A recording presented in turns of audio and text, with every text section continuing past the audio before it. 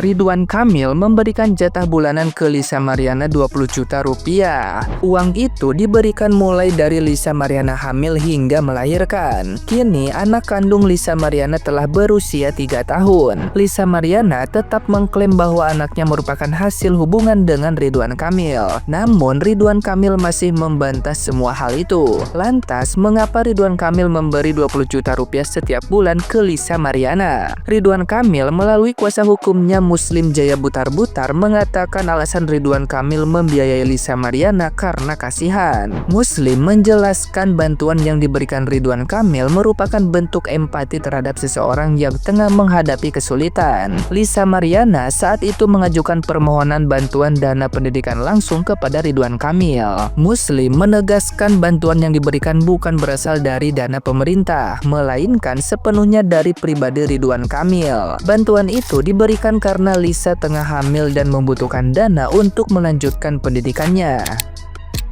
Lisa Mariana mulai mengungkapkan hubungan gelap dengan Ridwan Kamil setelah 8 bulan tidak mendapatkan jatah 20 juta rupiah per bulan lagi. Kata Lisa, uang tersebut digunakan untuk membiayai kehidupan putrinya yang konon adalah anak Ridwan Kamil. Ayu Aulia mengaku mengenalkan Lisa dengan Ridwan Kamil. Kini mulai buka suara. Ayu menjadi saksi dibuatnya surat perjanjian antara Lisa Mariana dengan Ridwan Kamil. Dalam surat tersebut tertulis nominal uang bulanan yang diterima Lisa Mariana yang tengah mengandung mencapai 15-20 juta rupiah setiap bulan. Tidak hanya jatah bulanan, Ayu Aulia mengungkapkan Lisa juga sempat mendapat uang santunan. Uang santunan tersebut diterima Lisa Mariana sebelum ia mendapatkan jatah bulanan sebesar 15-20 juta rupiah dari Ridwan Kamil. Namun setelah anak yang dikandung Lisa Mariana lahir, uang bulanan tersebut diberhentikan oleh Ridwan Kamil. Pasalnya, dalam surat perjanjian Ridwan Kamil hanya akan memberikan uang bulanan sampai anak yang dikandung oleh Lisa Mariana lahir. Namun setelah uang bulanan tersebut dihentikan, Lisa Mariana justru membongkar dugaan hubungan gelapnya dengan Ridwan Kamil.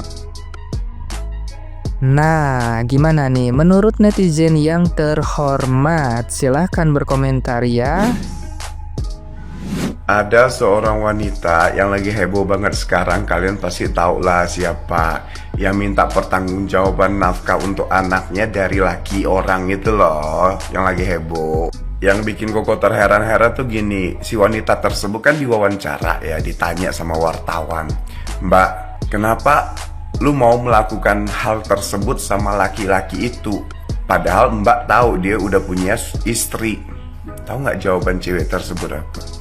Ya karena saya udah nggak punya sosok ayah, jadi si orang tersebut tuh bisa saya anggap pacar, bisa saya anggap sebagai seorang ayah karena terlalu mengayomi. What? Jawaban seperti apa itu, lucu banget kan? Hei, itu laki orang, kalau kerjaan lu memang begitu ya begitu aja.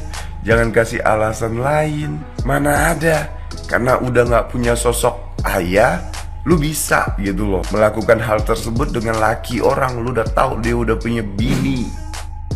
Gue acungin jempol ya dengan keputusan lu untuk tidak kandungan ya, karena jangan nambah dosa, jangan menambah dosa lagi gitu loh ya. Lu udah melakukan dosa dengan berzina, jangan menambah dengan dosa baru dengan menggugurkan kandungannya.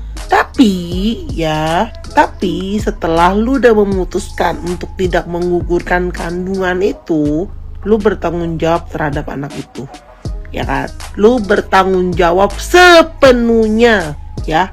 Lu masih punya 2 tangan, 2 kaki, lu masih cantik, dan apalagi sekarang lu udah punya suami, gitu loh. Ya udah, jangan mengganggu rumah tangga orang lain lagi, gitu. Jangan merusak rumah tangga orang lain lagi.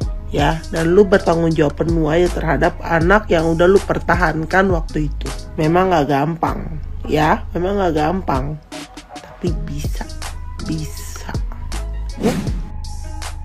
Dengan cara Torrenping mengambil paksa mikrofon dan mengambil alih mikrofon, rasanya si Torrenping ini sudah sangat berpengalaman dalam menggunakan mikrofon.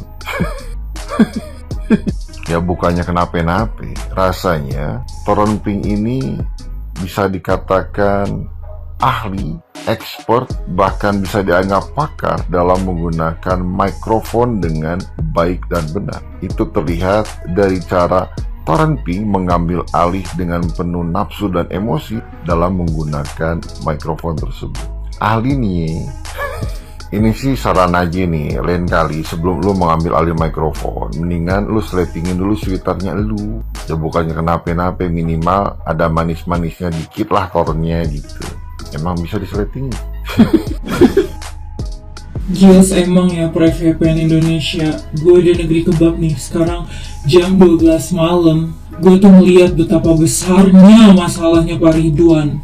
Gila ya, saingan Bu Cinta ini memang berat banget guys. Tapi bukan itu yang mau gue bahas. Yang mau gue bahas sekarang adalah tadi tuh gue lihat Pak Ridwan Kamil itu update kayak lagi di hack gitu. Kok bisa ya updatean hacknya itu bertepatan dengan klarifikasinya Mbak Lisa Mariana ini. Nah, kalau menurut teman-teman, apakah ini cuma kayak skenario aja pengalihan isu? Kayak dia kan diserang mulu nih sama lawan politiknya. Nah, terus supaya kan ada hitam itu karena ada putih. Supaya nih sayangan dia yang kemarin menang itu terlihat bagus gitu kan. Jadi diserang mulu.